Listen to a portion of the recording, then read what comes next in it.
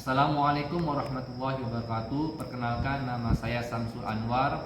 Saya asal dari Cirebon, Jawa Barat.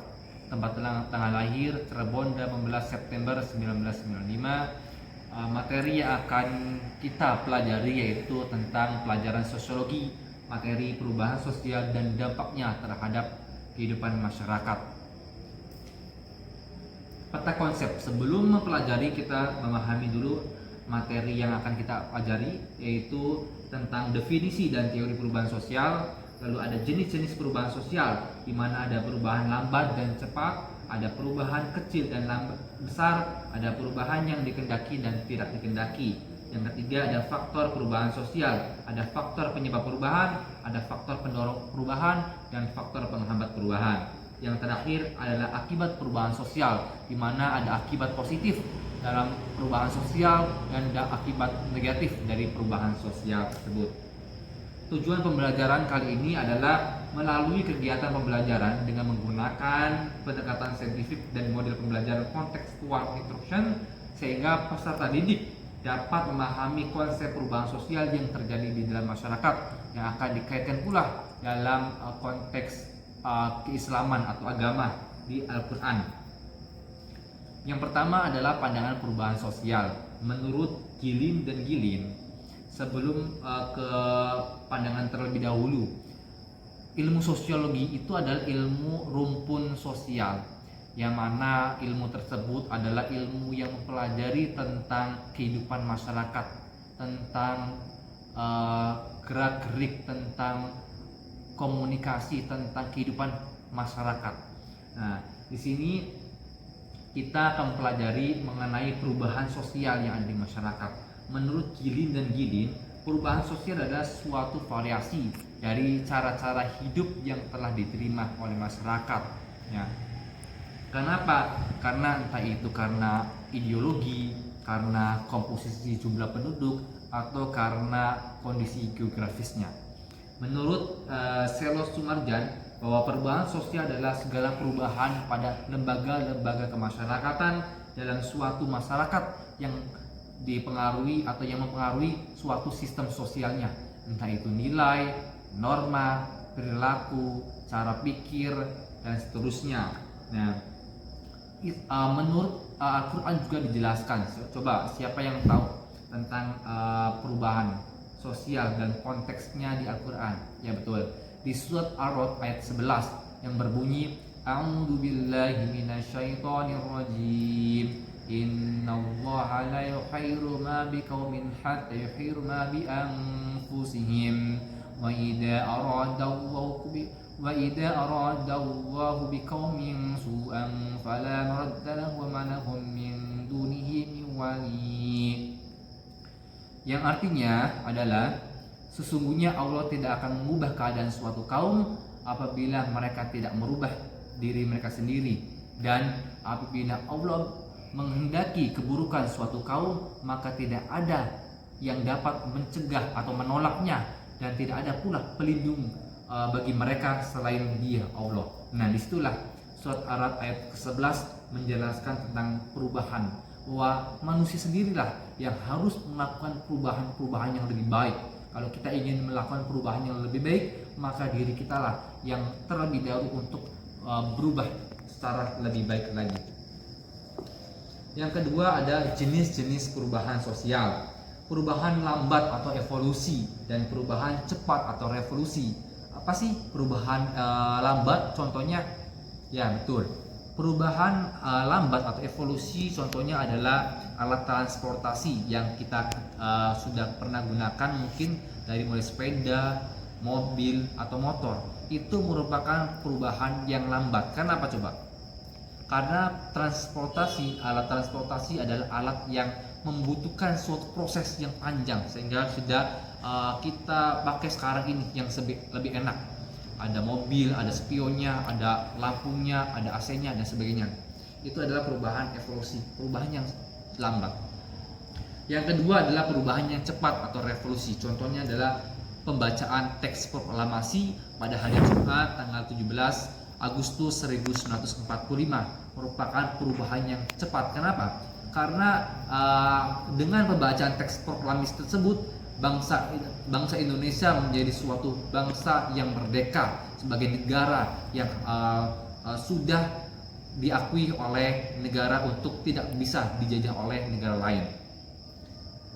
Yang kedua adalah perubahan kecil dan perubahan besar. Perubahan kecil itu apa?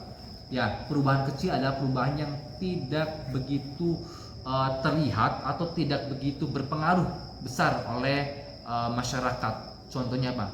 Gaya rambut atau fashion. Nah, contoh fashion kalau kita melihat ya, kalau kita baca-baca anak-anak baca-baca itu fashion lepis anak-anak tahun 70-an, 80-an itu memakai cukbre atau memakai lepis yang semakin ujung semakin lebar terbalik ketika anak kelahiran 90 atau kelahiran 20-an awal itu memakai lepisnya lepis model pensil, semakin ujung semakin kerucut atau semakin kecil. Nah, itu merupakan perubahan kecil dalam hal fashion, gaya. Ya, setiap orang memiliki gayanya yang berbeda-beda tergantung zamannya. Nah, itu yang mungkin. Lalu ada perubahan besar. Perubahan besar itu perubahan yang dapat merubah tatanan kehidupan masyarakat. Nah, contohnya apa coba? Ya, betul. Contohnya adalah penggunaan alat teknologi pertanian yang dulunya orang-orang petani itu ketika ingin menanam padi terlebih dahulu harus membajak tanahnya dengan kerbau, terus harus menyemprotnya juga dengan tenaga ya. Itu kan berdampak cukup berbahaya karena ketika anginnya berlawanan cairan tersebut bisa menyerang atau bisa ke tubuh petani tersebut yang akan berdampak pada kesehatannya. Dengan kemajuan perubahan sosial yang lebih baik, yang besar, alat pertanian tersebut sekarang sudah lebih maju, lebih modern. Contohnya apa? Adanya traktor yang sekarang juga bisa dinaiki oleh orang sehingga tanah tersebut cepat untuk di traktor bajaknya, sehingga cepat untuk bisa ditanami padi. Lalu untuk menyemprot hama-hama wereng padi juga bisa dengan cukup menombol pakai remote. Petani ini cukup duduk, cukup menekan tombol remote saja, cairan untuk mengusir hama-hama yang di sawah itu bisa terbunuh ya, atau bisa merata ke padi-padi dengan cukup menombol tombol di remote tersebut atau dikendalikan oleh petani. Petani tinggal duduk saja enak. Nah, itu adalah perubahan besar dalam hal teknologi pertanian. Selanjutnya ada apa? Ada perubahan yang dikehendaki dan perubahan yang tidak dikehendaki. Contoh perubahan yang dikehendaki itu adalah perubahan yang direncanakan. Contohnya apa? Contohnya adalah penggunaan KB bagi orang yang sudah menikah, itu sudah bisa direncanakan bagaimana jumlah anaknya yang ingin dia bangun sebagai keluarganya. Atau contoh perubahan yang dikehendaki adalah pembangunan. Contohnya apa coba? Pembangunan yang sekiranya kalian tahu. Ya, betul. Pembangunan IKN atau pembangunan ibu kota Nusantara, di mana negara Indonesia akan mengubah atau memindahkan ibu kota dari Jakarta ke ibu kota Nusantara yang ada di Kalimantan, di mana di sana di Kalimantan dibangun sebuah istana kepresidenan dan jajaran lembaga-lembaga yang terkait dalam sistem negara Republik Indonesia. Itu adalah perubahan yang dikehendaki. Nah, contohnya pembangunan yang tadi. Lalu ada perubahan yang tidak dikehendaki. Apa contohnya? Bencana alam, wabah, contohnya kebakaran hutan. Itu adalah perubahan yang tidak dikehendaki. Kebakaran hutan bisa berakibat kepada apa? Pada udara, pada udara yang tidak baik, sehingga masyarakat ketika beraktivitas cukup terganggu. Itu adalah perubahan yang tidak dikehendaki. Kenapa? Tidak tahu. Atau mungkin wabah. Nah, wabah apa yang melanda dunia akhir-akhir ini, akhir-akhir tahun lalu? Ya, betul, yaitu wabah COVID-19. Wabah COVID-19 itu mengubah tatanan kehidupan sosial masyarakat bukan hanya di Indonesia, melainkan di seluruh dunia. Ya, pada akhir tahun 2019 sampai tahun 2022 lah mungkin. Itu semua tatanan kehidupan masyarakat bukan hanya di Indonesia tetapi dunia berubah, seperti para pelajar siswa di seluruh dunia belajar dengan menggunakan apa? Belajar dengan daring di rumah dengan HP, dengan laptop, karena tidak boleh apa? Adanya kontak sosial, tidak boleh adanya mobilitas sosial yang bisa berdampak pada kesehatan manusia. Lalu sistem kerja di seluruh dunia juga sama, tidak boleh adanya kontak sosial secara langsung, tidak boleh adanya mobilitas perekonomian juga terganggu. Ya, pasar-pasar swalayan, pasar modern, semuanya terganggu ekonomi masyarakat di seluruh dunia.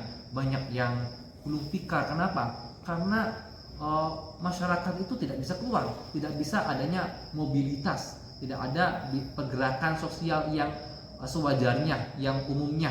Mereka harus melakukan sesuatunya itu di dalam rumah atau dengan catatan yang ketatnya. Sehingga hal tersebut adalah merupakan perubahan yang tidak dikehendaki, yang sebelumnya tidak dibayangkan oleh masyarakat di seluruh dunia. Nah, ini adalah contoh-contohnya ya. Alat transportasi merupakan perubahan yang lambat atau evolusi.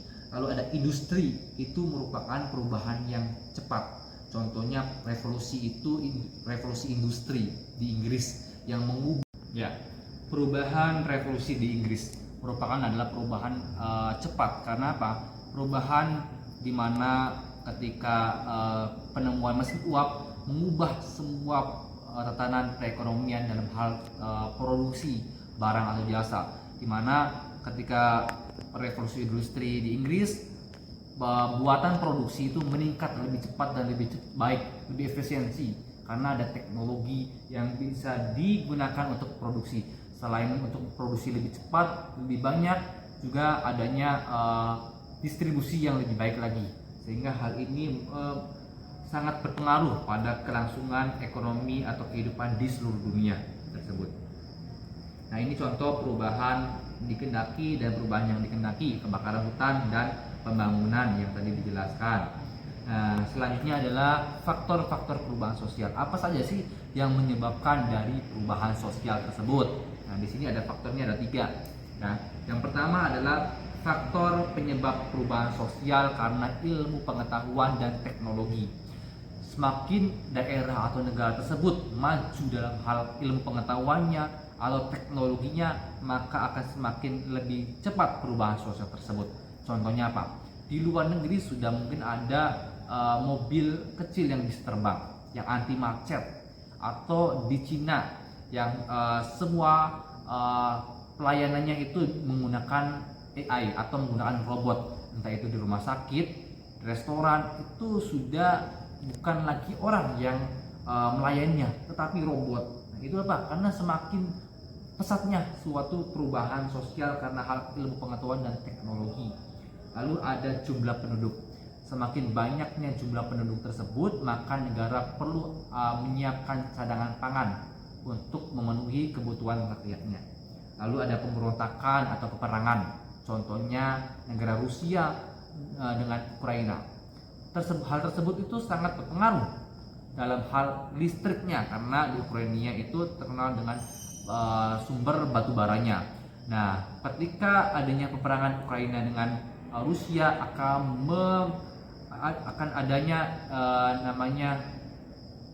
kesulitan dalam hal proses distribusi dalam hal batu baranya, sehingga akan mengakibatkan kekhawatiran terhadap kelangsungan listrik di seluruh dunia. Selanjutnya adalah bencana alam seperti yang tadi, entah itu tsunami yang pernah dilanda oleh Jepang ya, tsunami nuklir, kebocoran itu tsunami yang berimbas pada bocornya nuklir itu sangat berbahaya. Lalu tsunami di Aceh juga sangat berubah, faktor perubahan sosial tersebut yang sangat besar. Yang selanjutnya yang kedua adalah faktor pendorong perubahan sosial.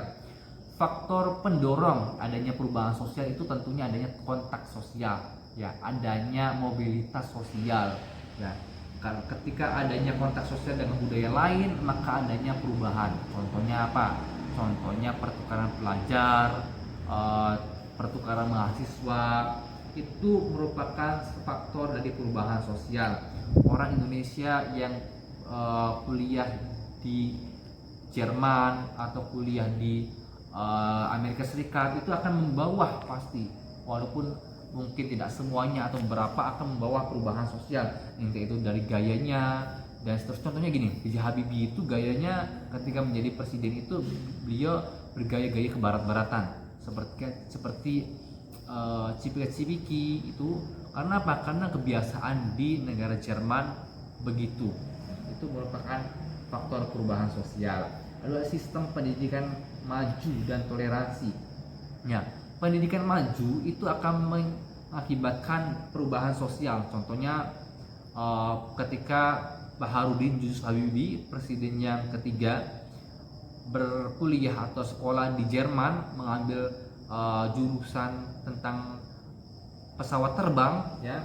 Beliau belajar dengan sungguh-sungguh di Jerman bagaimana membuat pesawat terbang, sehingga ketika beliau sudah datang ke Indonesia, dia bisa berhasil menciptakan pesawat terbang asli buatan dari orang Indonesia, yaitu Baharudin Yusuf Habibie. Itu adalah faktor perubahan sosial, di mana negara Indonesia adalah negara kepulauan, negara yang terpisah-pisah oleh laut, tapi bisa disambungkan oleh pesawat terbang. Itulah yang dicita-citakan oleh Baharudin Yusuf Habibie, presiden ketiga. Karena apa? Pendidikan yang maju. Dia adalah seorang asli dari Parepare, Sulawesi Selatan, ingin menempuh pendidikannya di negara yang sangat maju pendidikannya, yaitu di Jerman. Ketika dia sudah sukses dalam hal ilmu pengetahuan dan pulang, dia bisa merubah tatanan kehidupan dan bisa membanggakan nama harum Indonesia, bahwa orang Indonesia bisa membuat pesawat terbang sendiri. Lalu ada toleransi, ya. Faktor perubahan sosial itu tentunya adanya toleransi, mau menerima suatu perubahan tersebut, ya. Tentunya pada hal-hal yang baik. Lalu ada faktor penghambat perubahan sosial. Ya, ada faktor penghambat perubahan sosial itu apa saja? Kurangnya kontak sosial, ya. Ada kurangnya kontak sosial dengan orang lain atau tidak adanya mobilitas dengan orang lain tentu akan menghambat perubahan sosial tersebut. Contohnya di suku pedalaman mungkin dengan masyarakat lain. Lalu iptek atau ilmu pengetahuan dan teknologi yang lambat. Nah, suatu negara atau daerah yang tidak mau adanya perubahan atau tidak mau orang-orangnya itu untuk sekolah yang lebih baik lagi, sekolah yang lebih tinggi lagi, tentu masyarakat tersebut tidak mengalami perubahan yang dinamis. Tentu akan perubahannya itu stagnan, itu saja. Tetapi kalau orangnya itu mau berubah, toleransi, dan mau untuk terus maju, seperti gini contohnya, Papua itu sekarang itu maju karena apa? Banyak orang-orang yang sadar akan pentingnya suatu pendidikan, ya. Contohnya orang-orang Papua bisa menjuari dalam hal olimpiade tingkat internasional, entah itu matematika, fisika, dan kimia. Itu ada tuh sekarang. Kenapa? Dia mau ingin menerima perubahan sosial dan hal ilmu pengetahuan. Dan ilmu pengetahuan tersebut, beliau orang-orang Papua bisa menunjukkan eksistensinya kepada internasional, bahwa orang Papua juga bisa maju. Lalu ada tradisi yang konservatif, tradisi yang tidak mau menerima adanya perubahan. Contohnya itu adalah masyarakat Badui pedalaman. Di sana mungkin belum mengenal yang namanya fashion bergaya-gaya Korea yang seperti kita ketahui di televisi sangat marak sekali, atau mungkin alat-alat yang canggih, ya, alat-alat pertanian itu mungkin di sana masih menggunakan tradisional. Kenapa? Pandangannya adalah masih konservatif. Itu saja. Lalu di sini ada grafik tentang pertumbuhan pengguna internet di Indonesia dalam 5 tahun ke belakang. Yang mana yang biru adalah jumlah penduduk Indonesia, yang merah adalah pengguna internet. Setiap tahun Indonesia mengalami peningkatan, orang akan sadar bahwa internet itu penting, dan di sini menunjukkan bahwa Indonesia mau menerima ya toleransi, mau menerima tentang keterbukaan informasi, dan mau menerima tentang perubahan sosial yang lebih baik lagi, teknologi yang lebih baik lagi ya. Nah, dari sini ada yang tanyakan. Oke, bagus. Pertanyaannya adalah bagaimana kita menyikapi terkait perubahan sosial yang semakin cepat marak sekali, yang bisa diakses melalui handphone. Nah, bagus sekali. Handphone memang hampir semua kalangan memilikinya. Bukan hanya orang tua, orang muda, tapi anak-anak juga sudah memegang HP. HP ini tentu bisa menjadi dua mata sisi yang berbeda. Satu, seperti pisau, ya, seperti pisau dalam hal mata sisi yang berbeda. Ketika HP yang ini digunakan secara tepat, baik, tentu HP ini bisa bermanfaat. Contohnya bagi pelajar, ya, HP ini bisa digunakan untuk mencari informasi terkait entah itu tugas, terkait penambahan ilmu atau pemahaman wawasan yang ingin dia cari, entah itu tentang dunia luar, mengenai perkembangan teknologi atau pembelajaran matematika, atau bagaimana caranya mengetahui tentang rumus-rumus fisika, semuanya ada di HP. Nah, bagi ibu-ibu juga sama. Kalau ibu-ibu tidak bisa memasak, bisa dia di HP cara memasak rendang contohnya, atau cara memasak burger yang enak gitu. Itu bisa semuanya dilakukan dengan HP. Ya. Bapak-bapak juga sama, bisa bagaimana caranya menanam padi dengan baik dan benar. Cukup Google searching aja di HP. Oh, tahu semua. Nah, ini kan hal yang positif, di mana masyarakat bisa melek terhadap perubahan sosial, gampang mendapatkan ilmu pengetahuan cukup hanya dengan modal internet dan HP. Orang-orang bisa semuanya. Orang-orang ibu-ibu yang tidak bisa masak menjadi bisa masak, orang-orang pelajar yang kurang memiliki buku bisa diakses di Google. Bapak-bapak yang ingin mencari sesuatu juga bisa diakses di Google, entah itu pertaniannya, itu tugas rumah, rumah-rumahnya, itu bisa. Tetapi HP juga bisa sangat berbahaya. Apa contohnya? Bisa disalahgunakan. Contohnya adalah judi online, ya.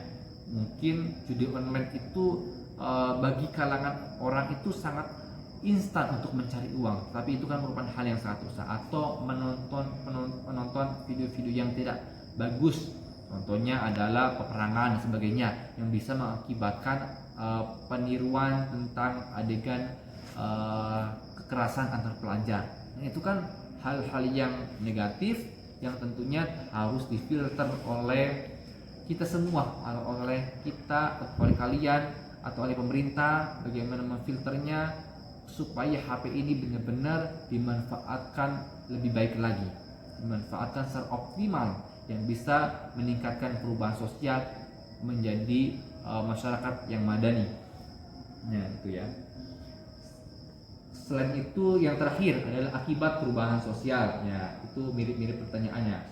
Akibat perubahan sosial di sini ada dua. Ada dampak positif dan ada dampak negatif dari perubahan sosial tersebut. Dampak positifnya adalah berkembangnya ilmu pengetahuan dan teknologi yang tadi dijelaskan, ya. Adanya internet, adanya pendidikan, kita bisa mengakses kemana saja, itu bisa meningkatkan perubahan sosial ke arah yang lebih baik. Contohnya yang tadi HP, atau contohnya orang pedalaman ingin kuliah di Jerman menekuni tentang teknologi, atau ingin kuliah di Al-Azhar, ingin menekuni ilmu Quran, hadis dan sebagainya. Itu bisa merubah tatanan perubahan masyarakat pada dalam hal ilmu pengetahuan dan teknologi, sehingga terjadi dia pulang dari Al-Azharnya atau dari Jermannya, dia bisa mempraktekkan ilmunya kepada masyarakat sekitarnya. Lalu ada wassalamualaikum warahmatullahi wabarakatuh.